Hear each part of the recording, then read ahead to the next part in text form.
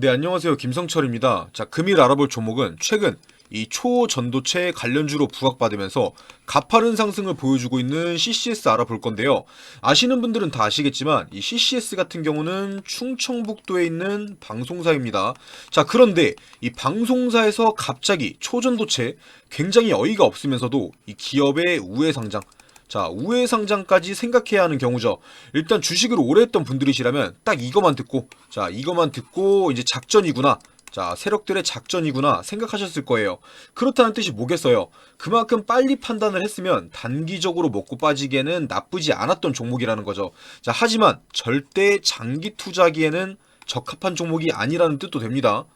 이 CCS 같은 경우는 벌써 바닥에서부터 10배 이상의 상승이 나왔던 만큼 앞으로도 쭉 상승할 확률보다는 이 내려올 확률이 높은 것도 사실이고요. 자, 하지만 아직 폭락이 시작되지도 않았고 이 초전도체, 자, LK99에 대한 기대감은 조금이나마 남아있기 때문에 투자 중인 분들이시라면 이 수익 실현할 기회가 아직까지는 남아있기 때문에 끝까지 시청해주시고, 자, 본격적으로 시청 전에 이 구독과 좋아요 한 번씩만 눌러주시면 감사하겠습니다. 자, 일단 이 바닥을 기어오던 CCS가 이 상승이 나오기 시작한 거는 9월 초입니다.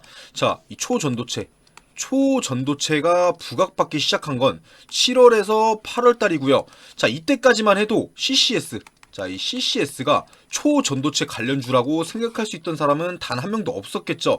자, 그럼에도 불구하고 주가는 조금씩 우상향하기 시작했습니다. 자, 쉽게 말해서 이 세력들, 자, 세력들 같은 경우는 이미 매집을 끝내고 이 작전을 시작했던 거죠.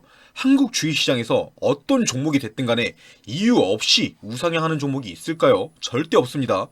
그렇기 때문에 이 거래소에서도 조회 공시 요구, 자, 보시다시피 조회 공시 요구를 계속해서 합니다. 자, 왜 하겠어요? 너네 이유 없이 오르는데 왜 오르냐 물어보는 거예요. 자, 하지만 CCS에서는 별다른 이유가 없다. 자, 이렇게 답변을 하죠. 자, 그런데 그 이후에 나오는 공시들이 뭐예요? 바로 200억, 이 전환사채 발행과 이 100억 원의 유상증자 결정, 자, 전형적인 작전이 이루어지는 과정이죠. 이 CCS를 떠나서 자기들이 하던 이 본업, 자, 본업이 아닌 뭐 갑자기 다른 사업들을 하면서 유상증자를 하고 이 전환사채를 하면서 자금을 마련한다. 자, 그런 기업들 중에 작전이 아니었던 기업이 하나라도 있나요? 그리고 그 끝은 어떻게 됐는지 대부분 아실 겁니다. 뭐 이번 연도만 하더라도 이 2차 전지가 굉장히 핫하니까 갑자기 나도 리튬 관련주다, 뭐 니켈 관련주다 하면서 유상증자로 자금 마련하고 이 전환사채 발행하면서 주가를 끌어올리고 결국 바닥까지 내려온 종목이 한두 개가 아니었죠. 지금 CCS도 똑같은 절차를 밟고 있는 겁니다. 자, 거기에 대해서 이 CCS 같은 경우는 과거에 이 횡령배임, 자, 횡령배임도 있었던 기업이었죠. 자, 마지막 작전으로 한탕에 먹고 떠나기에는 완벽한 타겟이 된 겁니다. 그렇다면 이 CCS의 세력들이 작전 재료로서 쓰고 있는 게 뭐예요? 바로 이 LK99 초전도체죠. 자, CCS가 오는 11월 16일 임시주주총회, 자, 임시주총을 개최할 예정인데 이 16일에 열릴 주주총회에서 10명의 사내이사 후보를 확정 지었죠. 이 10명의 후보 중에 어떤 이름이 들어있어요? 초전도체에 투자했던 사람들이라면 다 아는 이름, 이 LK99의 공동 개발자, 이 권용환 교수와 김지훈 박사가 있습니다. 당연히 이 초전도체 관련주로 엮일 수밖에 없게 된 거죠. 역시나 이 CCS는 사업 목적을 변경한대요. 자, 방송사에서 갑자기 2차 전지를 하고 이 특수 강물을 하고 초전도체 사업을 한대요. 자, 뭐 색안경 끼고 보는 걸 수도 있겠지만 제가 지금까지 봤던 모든 작전주와 레파토리가 똑같습니다. 자, 어떤 종목들인지는 따로 말씀 안 드리겠지만 뭐 리튬 사업 하겠다, 니켈 사업 하겠다 이렇게 말했던 작전주들 지금 다 어떻게 됐습니까? 자, 방송에도 나오면서 작전주로 낙인 찍히고 바닥까지 내려왔죠. 그렇다면 CCS를 이렇게 끌어올리고 있는 곳은 어디일까요? 자, CCS는 지난 9월 25일 이 최대 주주 변경을 수반하는 주식 양수도 계약을 체결합니다. 자, 기존에 이 CCS의 최대 주주였던 이현삼 씨가 이 컨텐츠 하우스 210이라는 곳에 지분 이 1358만 주를 200억 원, 자, 200억 원에 매각하는 체결을 하죠. 자, 이에 따라서 최대 주주는 컨텐츠하우스 210으로 이 11월 2일에 변경될 예정이었죠. 뭐 임시주주총회가 확정됨으로써 이 최대 주주 변경 예정일자 또한 11월 2일에서 11월 11일로 변경되었고요. 이건 딱히 중요한 게 아닙니다. 일단 이 계약금의 25%인 이 50억. 자, 계약금의 25%인 50억은 지급한 상황이고 나머지 이 150억을 임시 주주총회 개최일, 자, 5일 전까지 지급하면 최대 주주로 변경이 되는 건데, 자, 여기서 또 봐야 하는 게 양수도 주식의 의무 보유 여부. 자, 양수도 주식의 의무 보유 여부 아니요. 자, 의무적으로 보유할 필요가 없다는 겁니다. 그냥 다 팔아도 된다는 뜻이에요. 누가 봐도 안전하지가 않죠. 자, 그렇다고 이 컨텐츠하우스 210이라는 기업이 뭐 공신력이 있고 믿을만한 기업이냐, 뭐 따로 알아볼 필요도 없이, 자, 밑으로 쭉 내려보시면 회사 이력이 나오죠. 설립 연도 21년 5월 28일. 설립된 지 3년도 안 된 기업이죠. 자, 거기에 더해서 이 자본금은 1,000만 원. 자, 자본금이 1,000만 원인데 당기 손익은 마이너스 9천만 원. 그리고 제가 알아보니까 직원도 3명 있습니다. 3명. 자, 이런 기업이 200억을 어디서 만들어서 내겠어요. 자, 여기서 뭘 생각해야 돼요? 작전 세력들의 이 페이퍼 컴퍼니. 뭐 여기서 더 말씀드릴 게 있겠습니까? 끝은 어떻게 될지 다들 아실 거예요. 그렇다면 이 CCS는 이제 끝난 거냐? 아닙니다. 기회는 남아 있어요. 분명히 이 세력들은 아직 남은 재료들을 기회로 더 많은 이득을 챙겨가려 할 거예요. 자, 이거에 대해서는 뒤에서 말씀드릴 거니까 꼭 끝까지 시청해 주시고, 하지만 제가 이렇게 말씀드려도 혼자서 매매하시는 분들은 뭐 그래서 언제 사고 언제 팔아야 하는지 헷갈리실 거예요.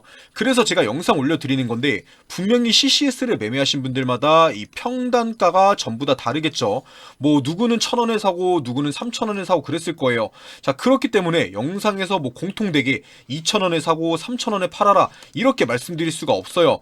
그래서 제가 개설해 놓은 이 소통방, 자, 소통방 안에 들어오시면 언제 사고 언제 팔아야 하는지 이 타점, 자, 매매 타점 잡아드리고 있고, 지금 시장에서는 어떤 종목을 사야 하는지 이 종목 추천도 매일매일 드리고 있는데요. 자, 영상 다 보신 후에 어렵게 뭐 문자로 연락 남겨주고 그러실 필요 없이 영상 밑으로 내려보시면 이 설명란과 댓글창에 소통방 링크가 걸려 있을 거예요. 자, 간단하게 한번 클릭만 하시면 바로 들어올 수 있으니까 부담 갖지 마시고 참여하셔서 이 필요한 정보들 받아 가시고요. 들어오셨으면 이 종목에 대한 궁금한 점은 1대1로 질문 주시면 답변 드릴 거고, 이 종목 추천 같은 경우는 매일 장중에 드리고 있으니까 장이 시작될 때까지 기다려 주시면 됩니다. 자, 그리고 영상 마치기 전에 조금만 더 말씀드리면 이 11월 6일, 자, 11월 6일에 거래량이 빵 터지면서 윗꼬리가 달렸죠.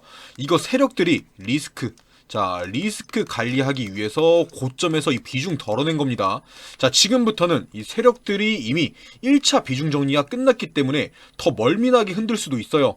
뭐 그렇다고 해서 지금부터 이 하락할 일만 남았다는 건 아닙니다. 이 뉴스를 살펴보면 알 수 있다시피 CCS에 합류하게 된 권영환 교수가 말했죠. 이 공동 발명자인 3명, 권영환 교수와 이석배 교수, 김지현 연구원을 말하는 거겠죠. 이 공동 발명자인 3명이 모두 LK99에 대한 지분을 갖고 있고, 이 특허권 또한 3명이 공동 특허로 등록을 완료했다. 자, 이렇게 발언을 했어요. 초전도체에 투자했던 사람들이라면 알겠지만 이 세 사람이 강조했던 게 있죠. 이 특허였어요. 특허. 자, 특허만 완료된다면 LK99를 증명해 볼 수 있다, 이렇게 말을 했었죠. 그런데 이 특허가 완료됐대요. 말대로라면 이제 LK99를 증명해 보여야겠죠. 그렇기 때문에 이 기대감은 남아있을 수밖에 없는 겁니다. 상승은 반드시 몇 번 더 나올 거라는 거죠. 그런데 지금 당장에 그 상승이 나올 수 있는 건 아닙니다. 처음에도 말씀드렸다시피 일단 이 임시주주총회가 정상적으로 열린 후에 이 권영환 교수와 김지훈 연구원이 사내이사로 들어가고, 이 투자 경고 딱지까지 떨어져야 한 번 더 날아갈 수가 있는 거죠. 자, 아마 2,000원 초중반까지는 조정을 주다가 이 뉴스들 띄우면서 다시 한번 올릴 거예요. 현재 이 CCS 같은 경우는 계속되는 급등으로 이 투자 주의 딱지를 넘어서 이 투자 경고 딱지까지 붙어 있습니다.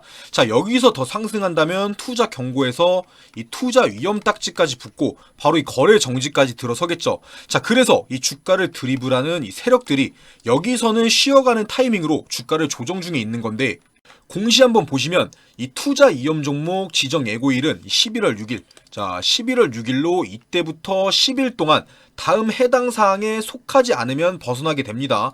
뭐 날짜로 본다면 11월 17일이고요. 뭐 이때까지 여기 보이는 해당 사항에 속하지 않아야 하는 건데 뭐 일일이 계산할 필요 없이 자, 11월 6일부터 이 11월 17일까지 자, 이 10일 안에 주가가 최고점을 넘기면 안 되고 이 4,095원을 넘기면 안 되고 뭐 판단일의 종가가 이 15거래일 종가보다 뭐 100% 이상 상승하고 자 이런 것들이 있는데 제가 일일이 계산 안 해드린 이유는 이 세력들 자 세력들이 드립을 하는 이상 이런 큰 상승이 나올 확률은 거의 없다라고 판단해서 간단하게만 말씀드리는 거고요.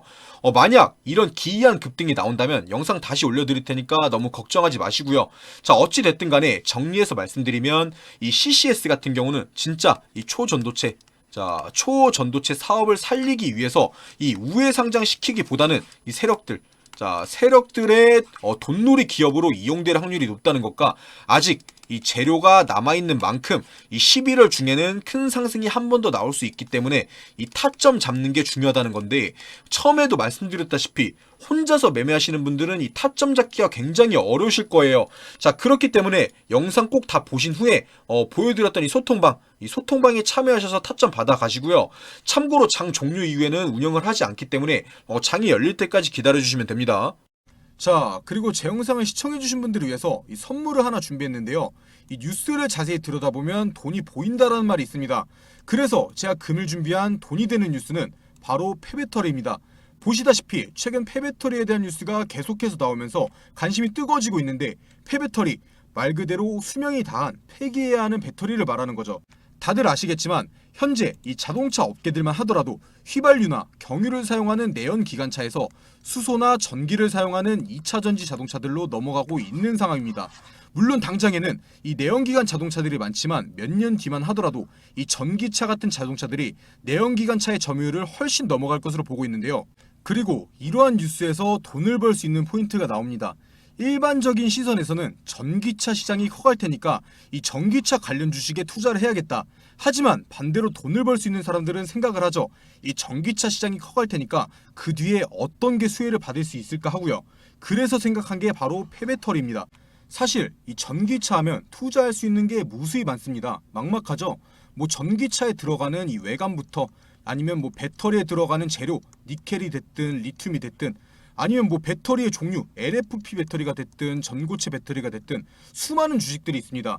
하지만 결국 어떤 2차전지 배터리가 됐든 간에 수명을 다하게 되면 폐배터리로 넘어가게 되죠. 그리고 이 폐배터리 관련 주식들은 그렇게 많지가 않습니다. 심지어 이 폐배터리 주식들은 아직 많이 오르지도 않았어요. 이 전기차에 들어가는 배터리의 수명 같은 경우는 오래 쓴다 하더라도 보통 10년 정도입니다. 전기차가 본격적으로 상용화되기 시작한 건 2015년에서 2017년도 사이죠. 이 1세대 전기차들의 배터리가 2025년도부터는 쏟아져 나오기 시작할 겁니다. 당연히 지금 당장에는 이러한 폐배터리 관련주들이 수요가 있을 수가 없습니다. 상승이 나올 수가 없어요. 하지만 2024년도 상반기부터는 미친 듯이 상승할 수밖에 없습니다. 기대감이 극에 달하는 시기이기 때문이죠. 그렇다면 바로 저희가 해야 하는 게 이런 폐배터리 관련주 중에서도 투자의 메리트가 있는 기업을 찾는 겁니다. 찾기 어려우신 분들은 인터넷에 폐배터리 대장주라고만 검색해도 많은 종목들이 나올 거고요. 당연히 제 영상을 시청해주시는 분들 중에는 주식을 할 줄 모르시는 분들도 계실 거기 때문에 어떤 주식을 사야 하는지 제가 직접 찾아왔습니다. 바로 화면에 보이는 이 주식인데 보시다시피 이 기간에서 하루도 빠짐없이 매수하고 있습니다. 이 기간을 포함해서 연기금에서도 미친 듯이 주워 담고 있죠. 그런데 이 주가는 보시다시피 계속해서 떨어지고 있습니다. 떨어지니까 안 좋은 주식이다 생각하실 수 있겠지만 이 기관들이 계속 떨어지는데도 사모으는 데는 이유가 있는 겁니다. 무조건 다시 오를 거라고 판단하고 있다는 거죠. 거기에 더해서 이 주식 같은 경우는 차트 한번 보시면 엄청나게 바닥 구간에 있습니다. 앞으로 떨어질 확률보다 상승할 확률이 훨씬 높다는 거예요. 단순하게 이 폐배터리 시장의 성장과 함께 이 전고점만 가더라도 60% 정도의 수익이 나옵니다. 100만 원만 투자하더라도 60만 원을 가져갈 수 있는 확실한 기업이라는 거죠. 당연히 제 영상 시청해주신 분들을 위한 선물이기 때문에 시청자분들에게만 공개해드릴 거고요. 영상 다 보신 후에 밑으로 내려서 댓글 보시면 이렇게 바로 클릭해서 들어오실 수 있는 소통방 링크가 있는데요. 클릭하셔서 이 그룹 오픈 채팅 참여하기 누르시면 어떤 종목을 사야 하는지 뉴스와 함께 설명드릴 거고, 전 세계 뉴스와 함께 이 주식 종목 추천도 매일매일 드리고 있으니까 부담 갖지 마시고 이 링크 클릭하셔서 한 분씩 들어오셔서 돈이 되는 정보들 꼭 받아가시고요.